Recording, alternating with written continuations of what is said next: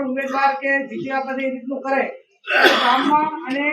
બીજા એના ટેકેદારોને પણ એમ લાગતું હોય આપણે ઓલે બેંકમાં લોન લેવા જઈએ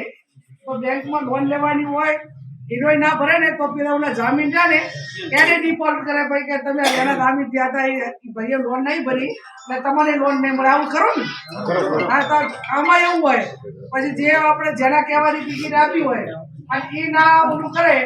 તો પછી હું માનું ત્યાં સુધી બધા માટે કરીને ભવિષ્યમાં આવનાર સમયની અંદર બધાને તકલીફો પડે એટલે આપ સૌ સાથે મળીને તાલુકા પંચાયત બનાવો આપણા નાના લોકોનું કામ એ તાલુકા જિલ્લા પંચાયત પૂરતું સીમિત હોય છે આજે હું ધારાસભ્ય હતી એ ટાઈમે આ તળાવ શીતળા માતાનો રોડ મંજૂર કર્યો તો ખાતમુહૂર્ત કર્યું હતું એટલે એ રોડ થયો આપણે ચોટીલ વાળો કર્યો આપણે દૈયમ વાળો કર્યો એવા અનેક રોડો જ્યારે હું ધારાસભ્ય હતી એ ટાઈમે મોટા ભાગે જતા થતા હતા એટલા કર્યા આ એ ટાઈમે ભાજપ વાળા એમાં ભાષણ કરતા હતા કે ભાઈ ચાલુ સરકારનો ધારાસભ્ય આવે ને તો અમારા બધા કામ થઈ જશે આ દોડવાની અંદર આ ગામ છે ધારાસભ્ય જોયા કોઈ આયા નહીં આયા હું આવતી એટલા નથી આવ્યા ને એટલે જેને ઓલા ઉલડી વોટ આવ્યા ને એને કહેજો કે તમે બધા મોનાની લંકા બનાવવાના હતા એ હજી સુધી તો કાંઈ નવી કેનાલાનું કે રોડાનું કે જેટલા હું એમ માનું કે કદાચ ધારાસભ્ય કે મુખ્યમંત્રી બધા વાયદા આલી ગયા છે અને બધાને બોલાવીને કીધું હતું અને મારો કહેવાનો અર્થ એટલો જ કે એ લોકોને જ્યારે ચૂંટણી હોય એ ટાણે બધા વાયદા યાદ આવે કે ભાઈ તમે અમારા ભેગા આવો એટલે અમે તમારું આ બધું કામ કરી નાખશું એવું કેમ અને પાછું શું કે હીરાભાઈ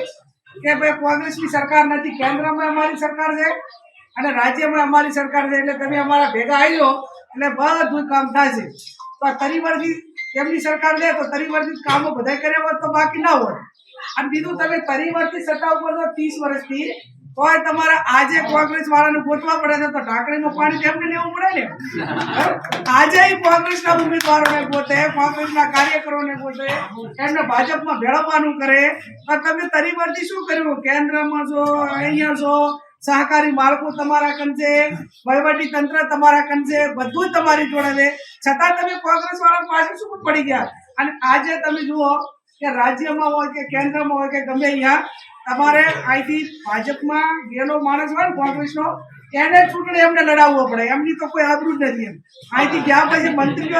મંત્રીઓ આર્યા જ થાય। આ જ પ્રકારની તમામ અપડેટ જોવા માટે ન્યૂઝરૂમ ગુજરાતને લાઇક શેર અને સબસ્ક્રાઇબ કરવાનું ભૂલતા નહીં।